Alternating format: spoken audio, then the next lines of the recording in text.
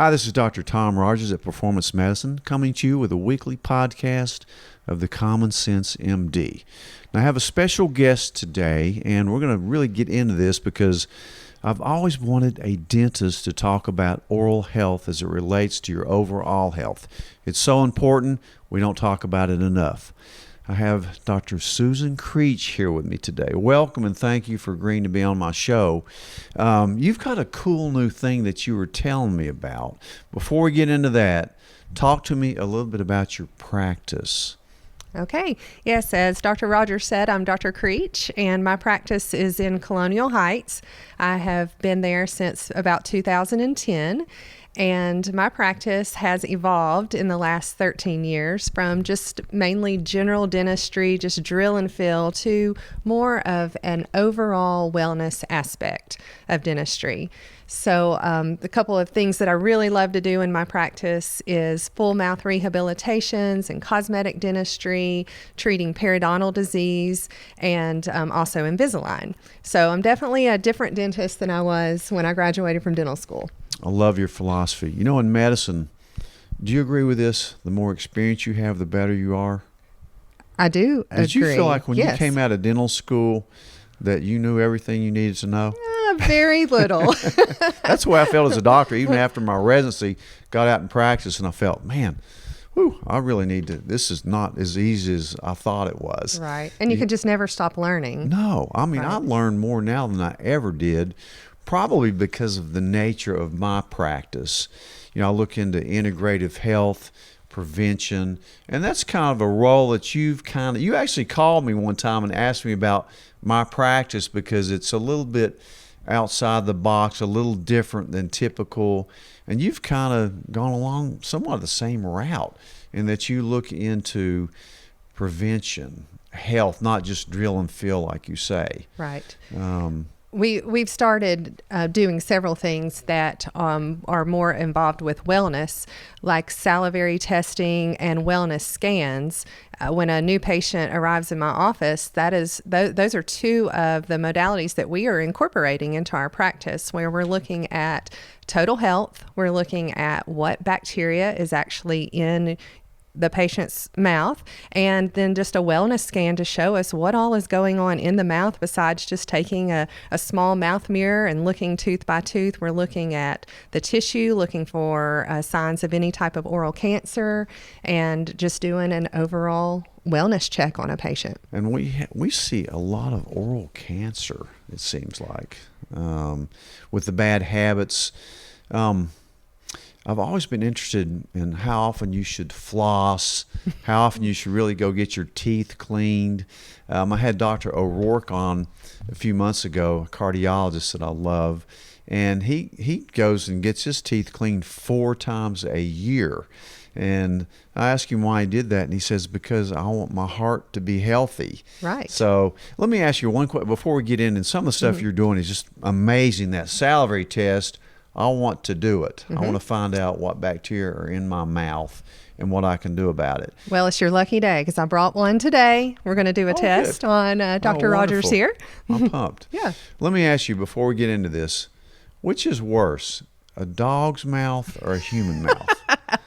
Oh, my goodness. I don't know if there is true research on that, but I guess it depends on if you're a dog lover. Would you rather get bit by a dog or a human? I'd probably rather get bit by a dog. I think I would too, for a lot of reasons. Maybe not the cleanliness of it, but I've always wanted to know that. But well, tell me, so the bacteria in your mouth are so important in your overall health. Yes. We've always known that if somebody had a heart valve problem, they should probably prophylax with an antibiotic when they got their teeth cleaned or whatever. But some of that's been thrown out, but there's no doubt that your oral health will affect your heart valves, maybe your pregnancy. Right. Tell me about some of the things that you think are important for everybody to know. Okay. Well, let me give you a few statistics to start out, just to give us an overview of how the oral health contributes to the overall health. So there are up to 50% of heart attacks and strokes that are triggered by oral pathogens or bad bacteria. Over 50%. It's wild. Yeah, 70% most likely are to develop Alzheimer's disease in people who suffer from gum disease for over 10 years. Wow. I mean, these are big percentages. Wow. There is 7 times the increased risk of adverse pregnancy outcomes, including like preterm deliveries and low birth rate due to oral pathogens. And then 12% higher risk of premature death in women who have a history of periodontal disease, up to 50% greater risk of developing cancer. We're oral cancer, esophageal cancer, colon cancer, breast cancer, pancreatic cancer. And actually, with breast cancer, there is a abnormal response to treatment when there are high levels of the aggressive bacteria found. Wow. And then 95% of Americans with diabetes also have periodontal disease. 95% of people with diabetes. Yes, have periodontal disease. Can you look in somebody's mouth and see if they just look at their gums and pretty much tell right off the bat by the color, consistency? You can. You can see it sometimes, and then other times you're surprised. And that is why I actually started doing salivary testing, because traditionally, periodontal disease was diagnosed with a metal probe, an instrument that was developed in hundreds of years ago. Okay, a metal probe. And you would probe around the teeth, and if there were deep pockets, you would say someone has periodontal disease. Okay, so when we do that traditional diagnosis and a patient goes through a deep cleaning, like you were talking about your friend, the doctor that had an appointment every 3 months. Mm-hmm. You know, a lot of times that's what you do when you have periodontal disease. Sometimes you just choose to do that because you know it's the best for your health. But when we would see patients that went through the deep cleaning and they would get the toothbrush we told them to, they would get the water flosser, they were brushing, they were flossing, they went through everything that we had recommended, and then they would come back. Well, some people respond really well to that treatment. Others didn't. So that was a frustration of mine of why do some people respond and some people don't? So I started doing salivary testing, and that has improved treatment outcomes in my practice. That is so interesting. So what do you do when you find a particular type of bacteria? You tailor the treatment to the type of bacteria that you're going to find. You do. So we are testing for 5 of the known aggressive bacteria that are found in the oral cavity in someone with a type of gum disease. Okay. And there, of course, there's thousands of bacteria, but there are 5 that we know of that contribute to systemic diseases. The main ones. The main ones. Okay. And each of those bacteria actually have a list of diseases that are correlated. So what we're finding is those with those diseases, like Alzheimer's, like rheumatoid arthritis, have high levels of all or 1 or 2, 3, 4, or 5 of these aggressive bacteria. It's so interesting. Is P. gingivalis one of them? That's the one I've heard of. Okay. That's the only one I've heard of. But. So PG, as we call it, so we don't have to use the long word, is associated with heart attacks. It is associated with strokes, arterial plaque. Pregnancy complications is a huge one. High levels of PG in pregnant patients can really contribute to the low birth weight and preterm delivery, and even high blood pressure in a pregnant patient, preeclampsia and kidney failure, all associated with that one bacteria, PG. Well, say you find PG in somebody's mouth. How are you going to treat it?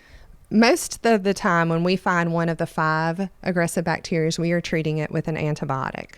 Oral antibiotic? An oral antibiotic, usually amoxicillin or metronidazole. Oh, okay. Moxifloxacin is also one of the antibiotics that we treat with.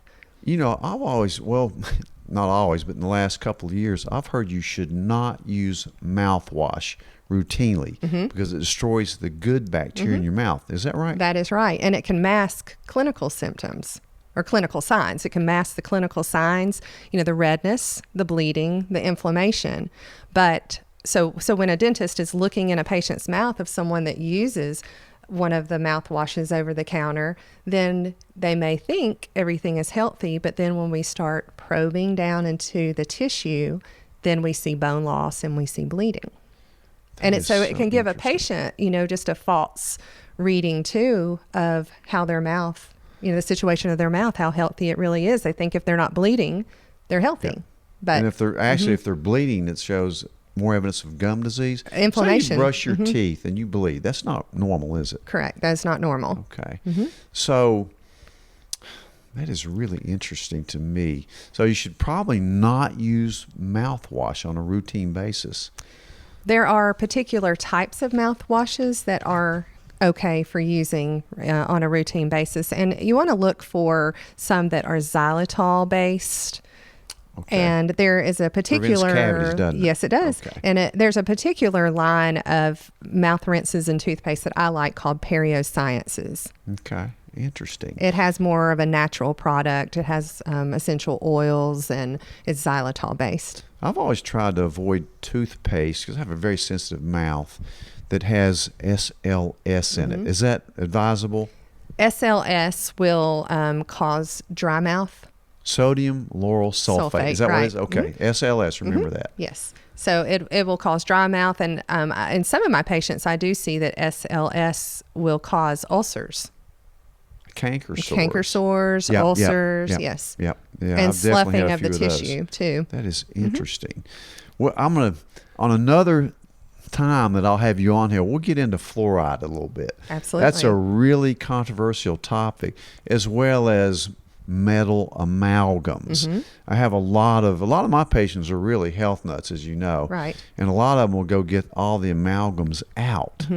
And so on another visit, I really want to bend your mind about that and get your ideas about some of those things. Certainly. We can spend a good 15 to 20 minutes on that. There's a lot to say about those two topics. It's probably too long today to do, but would you please come back and let me quiz you on some of that and get your feelings on it? Absolutely. So other tips about oral health, because really in my practice, when anybody comes in to see me, the first thing I ask them if they're not feeling well, especially if they have one of the autoimmune diseases that I treat so many of, I go, how's your gut doing? How is your gut? 99% of the time it's terrible. And I said, well, that's probably what we need to focus on first before we can help you. We need to straighten your gut out. Right. And when you think about it, your mouth is the first part of your gut. So it reflects that microbiome. Right. Well, your mouth is definitely a window into your body, right? Yeah, that's a good way of putting it. Your tongue. The tongue. So many people, you can look at their tongue. They've got a geographic tongue. They may have lichen planus. Right. There's a lot of things you can look at. They may be dehydrated. So when you see a patient, you pay a lot of attention to their tongue. I do. Yes. And when I see geographic tongue, I always ask them, do they have any type of burning symptoms? Because there are gels that can soothe that. An enlarged tongue sometimes will be, just a possibility that there can be other things going on with the liver. And there's so many correlations to what you see in the mouth to what is occurring in the rest of the body.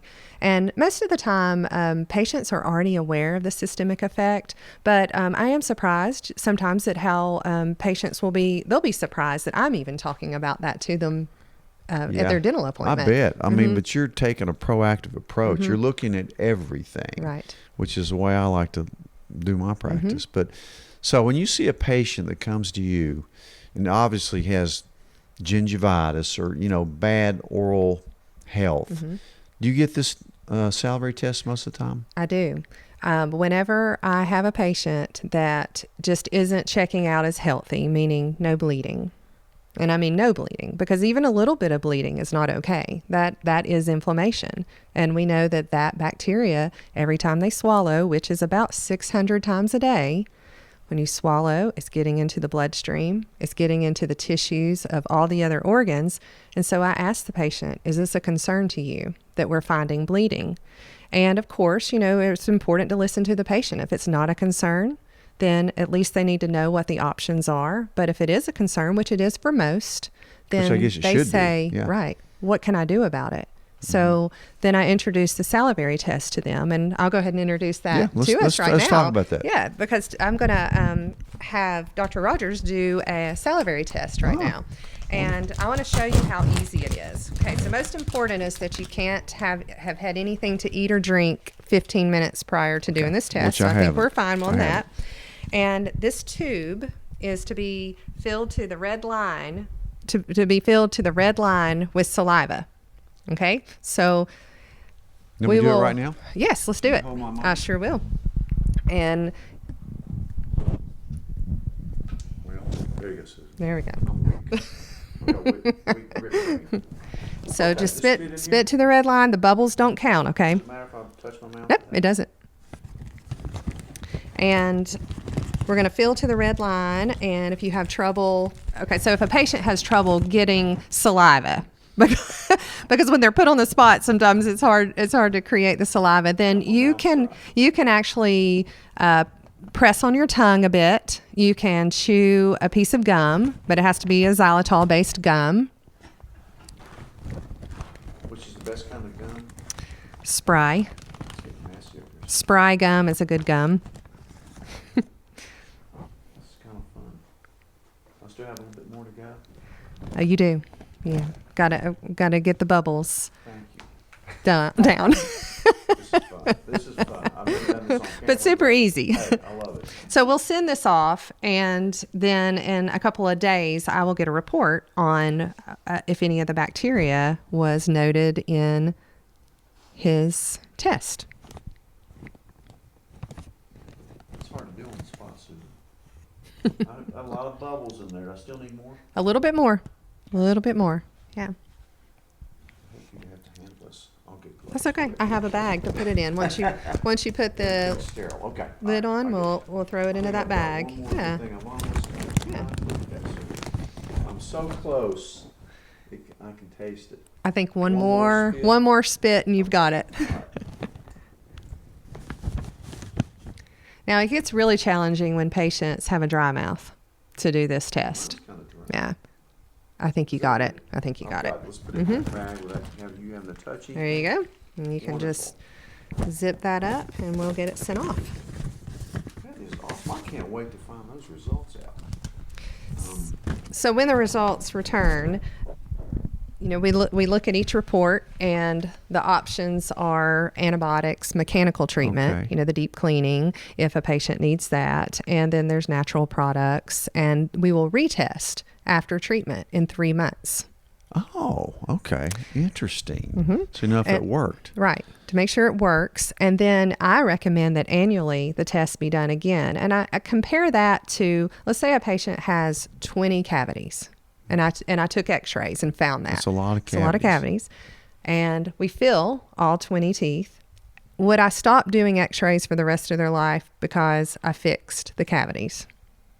No. I would continue to do them. Same with the salivary test. We want to be sure that we're screening annually to make sure that we have a good result. This is fascinating. I know many of my patients that would benefit from this test. I'm going to send them to you. Thank you. I have a lot of people who just can't figure out why they have a lot of cavities.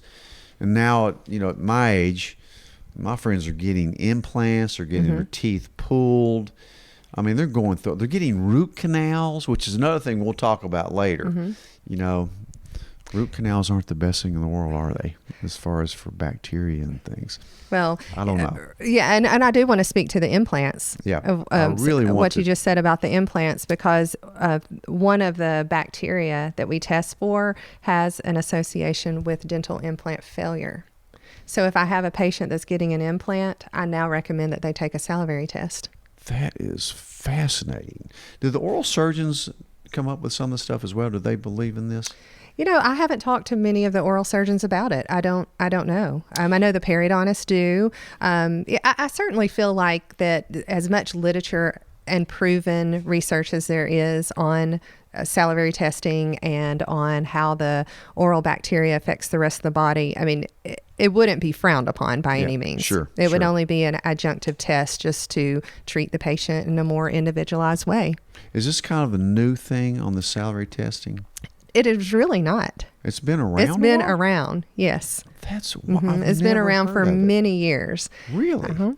And I have to say that I believe that there are enough dentists doing it that patients have heard about it before, but many of my patients, this is the first time they've ever heard of anything like this. This is just amazing to me. If we can have tests, like a lot of times I'll do genetic testing to see what your predispositions are for Alzheimer's or for heart disease. And it's really helpful for me to know how aggressive to be with my treatment, or at least getting them to change some habits. But that's really interesting.